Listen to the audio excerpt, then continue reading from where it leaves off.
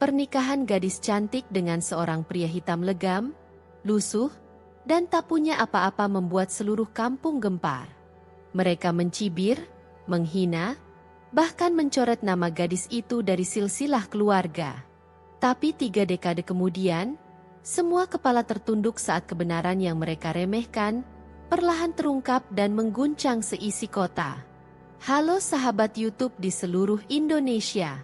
Semoga kalian semua selalu sehat, diberi umur panjang, dan rezeki berlimpah.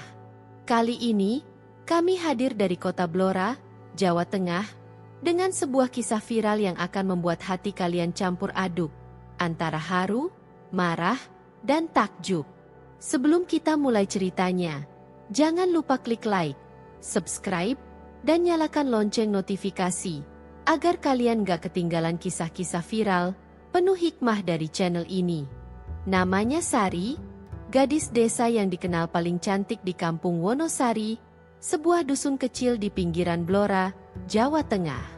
Kulitnya kuning langsat, senyumnya teduh, tutur katanya halus, dan matanya berbinar penuh semangat. Tak heran jika sejak usia 15 tahun, banyak pemuda yang datang silih berganti untuk mendekatinya. Anak lurah, anak pedagang besar, bahkan sopir truk bermodal tampang dan motor trail. Semua pernah mencoba peruntungan hati pada Sari. Tapi tak satu pun yang bisa menggoyahkan hatinya. Gadis itu tampaknya menyimpan cinta hanya untuk seseorang yang misterius. Seseorang yang bahkan tak dianggap manusia oleh sebagian warga. Di bawah pohon randu besar, yang berdiri angkuh di pinggir sungai desa, sering terlihat sosok lelaki lusuh dengan pakaian compang-camping dan kulit legam terbakar matahari. Wajahnya selalu tertunduk, rambutnya kusut tak terurus, dan aroma tubuhnya menyengat hingga membuat anak-anak takut mendekat. Warga menamainya Gembel Suroso.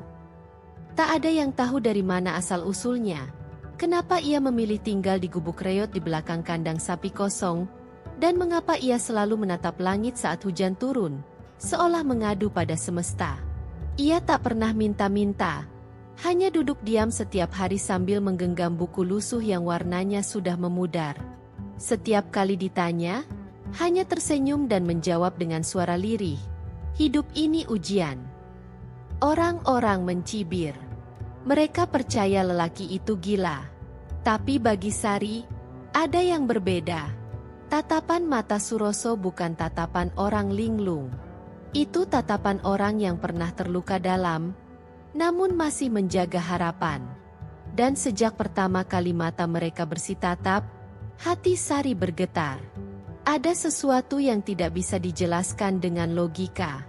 Bukan cinta biasa, tapi rasa yang lebih dalam, seolah takdir telah mempertemukan mereka jauh sebelum mereka lahir.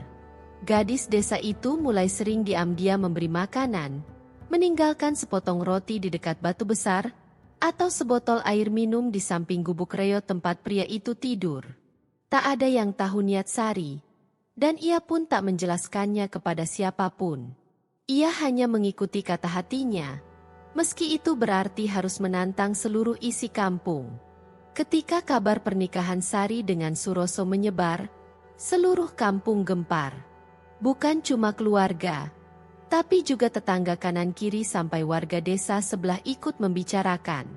Mereka tidak percaya gadis secantik dan secerdas Sari rela menikahi seorang pria yang tidak jelas asal-usulnya. Ibunya menangis berhari-hari, merasa harga diri keluarga diinjak-injak.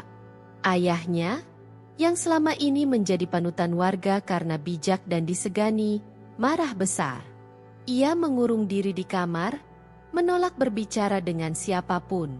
Bahkan keluarga besar sampai mengadakan musyawarah mendadak, berharap bisa membatalkan niat Sari yang dianggap tidak masuk akal.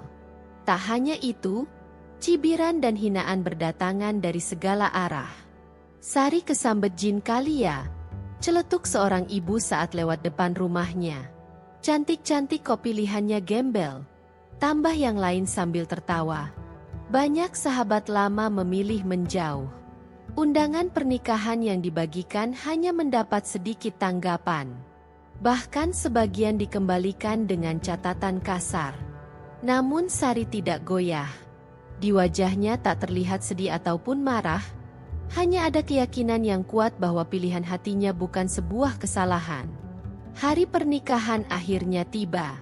Tanpa pelaminan megah atau pesta adat, hanya tikar anyaman di halaman rumah, beberapa bunga kertas yang digantung seadanya, dan makanan sederhana hasil masakan ibunya, yang meski kecewa tetap memasak diam-diam malam sebelumnya. Dari ratusan undangan, hanya satu orang yang datang, seorang kakek tua penjual serabi langganan Sari sejak kecil. Kakek itu menangis melihat keberanian sang gadis, lalu berkata, "Yang lain melihat lumpur di tubuhnya, tapi kau melihat emas di dalam jiwanya." Kalimat itu menjadi penguat, seolah semesta masih berpihak. Prosesi pernikahan berjalan sederhana, tanpa fotografer, tanpa musik gamelan, tanpa perayaan. Tapi di dalam hati Sari, ada pesta besar yang tak bisa dilihat mata. Ia menikahi seseorang bukan karena harta atau rupa, tapi karena keyakinan bahwa pria itu bukan sembarang orang. Ia percaya Tuhan tidak akan mempertemukan dua insan tanpa alasan. Dan hari itu, janji suci diucapkan dengan suara gemetar namun penuh makna. Tangan Suroso dingin saat menyentuh tangannya, tapi mata pria itu menatap dalam, seolah berkata, "Terima kasih sudah percaya padaku saat dunia membenciku." Waktu berjalan pelan, 1 tahun, 2 tahun, lalu masuk ke tahun kelima. Kehidupan pasangan Sari dan Suroso terlihat biasa di mata orang. Mereka tinggal di sebuah gubuk kecil dekat sungai, yang dulunya hanya digunakan sebagai tempat berteduh para pencari ikan. Atapnya dari seng bekas, dindingnya papan yang sudah termakan usia, lantainya tanah tanpa keramik. Tapi dari celah jendela reot itu, tercium aroma masakan sederhana yang selalu mengepul, terdengar suara anak-anak belajar membaca, dan terlihat kebersamaan yang hangat dalam kesederhanaan. Tidak ada harta, tapi ada cinta yang nyata dan kerja keras yang jujur. Sari memulai usaha kecil-kecilan dengan menjual gorengan dan kue basah. Setiap pagi sebelum subuh, ia bangun untuk menyiapkan adonan, lalu berjalan keliling kampung membawa nampan dagangannya. Sementara itu, Suroso membantu mencuci baju tetangga, menimba air, dan mengangkut kayu dari hutan kecil dekat pematang sawah. Meski awalnya banyak warga memandang sinis dan memalingkan muka, perlahan mereka mulai mengakui bahwa pasangan itu punya semangat hidup yang tidak main-main. Anak-anak mereka pun mulai menyapa Suroso, yang sekarang lebih bersih dan ramah. Bahkan sering membantu memperbaiki sandal rusak atau mainan anak-anak yang patah. Yang paling membuat warga heran adalah perubahan mencolok pada anak-anak Sari. Anak pertamanya, meski lahir di tengah kemiskinan, selalu ranking 1 di sekolah. Adiknya pun sangat sopan, rajin membantu ibunya berjualan, dan selalu terlihat ceria. Mereka tidak pernah meminta mainan mahal, tapi lebih sering terlihat membaca buku atau bercocok tanam di halaman kecil di samping rumah. Banyak yang bertanya dalam hati, dari mana datangnya ketenangan dan kebahagiaan seperti itu. Namun tak ada yang benar-benar berani mengakuinya terang-terangan. Warga masih merasa gengsi untuk mengakui bahwa orang yang dulu mereka hina kini mulai menunjukkan sinar yang tak bisa dibantah. Ada pula keanehan lain yang mulai menarik perhatian. Setiap kali Suroso pergi keluar kota, ia selalu pulang dengan membawa sesuatu. Beras dalam karung besar, uang dalam amplop coklat, atau bahkan buku pelajaran untuk anak-anak desa. Tapi ia tidak pernah menjelaskan dari mana semua itu berasal. Ketika ditanya, ia hanya tersenyum dan berkata, "Ada rezeki dari jalan yang halal, dan tak semua hal perlu diumumkan." Warga pun mulai bingung, penasaran, bahkan takut. Perlahan, perasaan mereka berubah dari hinaan menjadi tanda tanya besar. Siapa sebenarnya lelaki ini? Dan kenapa semakin hari, ia makin tampak bukan orang sembarangan? Hari itu desa Wonosari mendadak gempar. Sekitar pukul 10 pagi, Suara deru mesin mobil mewah terdengar memenuhi jalanan kecil yang biasanya hanya dilalui sepeda motor dan gerobak sapi. Puluhan mobil berwarna hitam metalik berderet masuk ke desa, mengundang perhatian setiap warga yang sedang menyabit rumput, menjemur pakaian, atau sekadar duduk di teras. Semua mendongak, terheran-heran. Dari mobil-mobil itu keluar orang-orang berpenampilan rapi, berbadan tegap, dan sebagian mengenakan jas resmi dengan pin lambang instansi nasional dan internasional. Tak lama kemudian, salah satu dari mereka bertanya dengan suara tegas namun sopan, "Permisi, apakah ini rumah Bapak Dr. Suroso Al-Bakri?" Seketika, suasana menjadi tegang. Nama yang disebut terasa asing. Namun entah kenapa begitu megah di telinga. Warga saling berpandangan. Ada yang menoleh ke arah rumah kecil di tepi sungai, ada pula yang mulai mengerumuni halaman untuk memastikan kabar itu bukan hanya mimpi siang bolong. Seorang pemuda memberanikan diri menunjuk ke arah rumah Sari dan Suroso. Salah satu tamu misterius itu mengangguk sopan, lalu berjalan cepat menuju rumah sederhana berdinding kayu itu, diikuti yang lainnya dalam barisan yang rapi. Pintu rumah terbuka perlahan. Dan dari dalam muncul sosok pria yang membuat semua orang terpaku. Tak ada lagi gembel lusuh seperti dulu. Suroso tampil dengan kemeja putih bersih, celana panjang hitam, dan jam tangan elegan yang mengkilap tertimpa sinar matahari. Rambutnya rapi disisir ke belakang, sorot matanya tajam dan berwibawa. Di belakangnya, Sari berdiri dengan kebaya anggun, wajahnya bersinar seperti ibu ratu. Suasana hening. Tidak ada yang bersuara, bahkan anak-anak pun berhenti bermain. Semua menyaksikan pemandangan yang tak pernah mereka bayangkan sebelumnya. Pria yang dulu dianggap hina, kini disambut dengan penuh hormat oleh orang-orang berpangkat dan berduit. Salah satu dari rombongan itu menyampaikan dengan jelas, beliau adalah pendiri Yayasan Pendidikan Internasional terbesar di Asia Tenggara. Selama ini kami mencari beliau, karena waktunya sudah tiba untuk menerima penghargaan dari lembaga dunia atas kontribusi dan dedikasinya di bidang kemanusiaan. Kata-kata itu menampar semua yang pernah menghina. Mulut-mulut yang dulu lantang mencibir kini terbungkam. Wajah-wajah yang dulu menertawakan kini memerah karena malu. Bahkan yang pernah mengusir dan menganggap Suroso tak layak tinggal di desa itu, kini hanya bisa menunduk dan menggenggam jemari sendiri. Dari kejauhan, suara adzan zuhur berkumandang, seperti pengingat bahwa takdir Tuhan memang tak bisa ditebak oleh manusia. Banyak warga yang perlahan mendekat ke rumah itu, bukan untuk menghina, tapi untuk minta maaf. Bahkan beberapa ibu-ibu tampak meneteskan air mata. Mungkin bukan karena terharu semata, tapi karena menyesali betapa piciknya hati mereka dulu. Dan di antara kerumunan itu, berdiri kakek penjual serabi yang dulu satu-satunya hadir di hari pernikahan Sari. Ia tersenyum haru, lalu berkata lirih, akhirnya cahaya yang dulu hanya terlihat oleh hati Sari, kini bersinar di depan semua mata. Semua mata kini tertuju pada sosok Suroso. Pria yang dulu dipanggil gembel oleh warga itu ternyata adalah Dr. Suroso Al-Bakri, putra dari salah satu keluarga terpandang di luar negeri yang sengaja menghilang dari kemewahan dan kehidupan glamor demi mencari makna sejati dari hidup. Ia pernah menjadi konsultan pendidikan internasional, merancang sistem sekolah gratis di beberapa negara, dan menerima berbagai penghargaan kemanusiaan. Namun, di tengah gemerlap itu, ia merasa jiwanya kosong.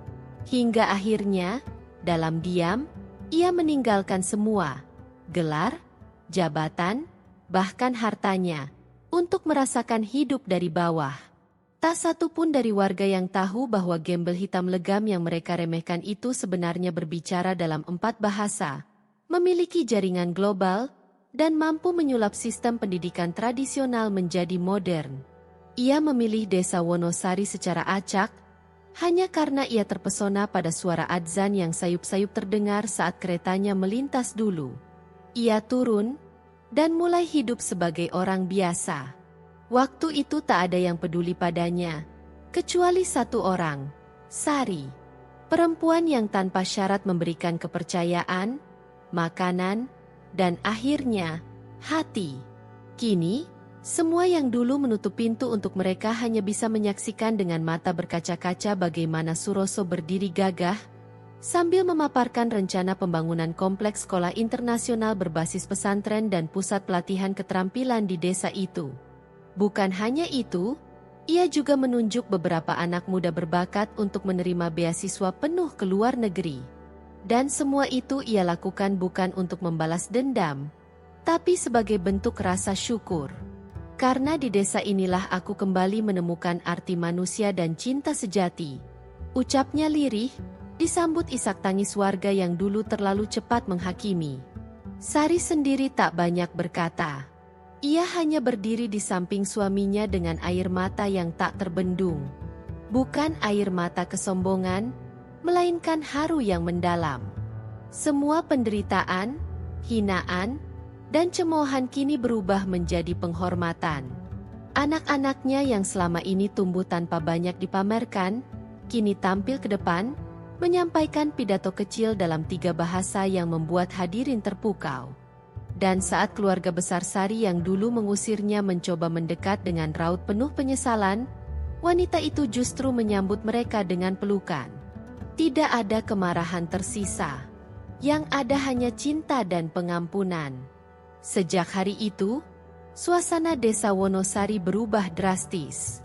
Jalanan tanah mulai diaspal, musola kecil diperluas menjadi masjid besar dengan perpustakaan digital di sampingnya.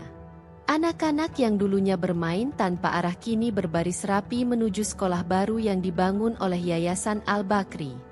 Masyarakat yang dahulu sinis kini menjadi lebih ramah, saling menyapa, dan menghidupkan kembali gotong royong yang lama hilang. Semua itu bermula dari satu keputusan berani seorang gadis yang menolak menilai manusia dari kulit dan penampilan.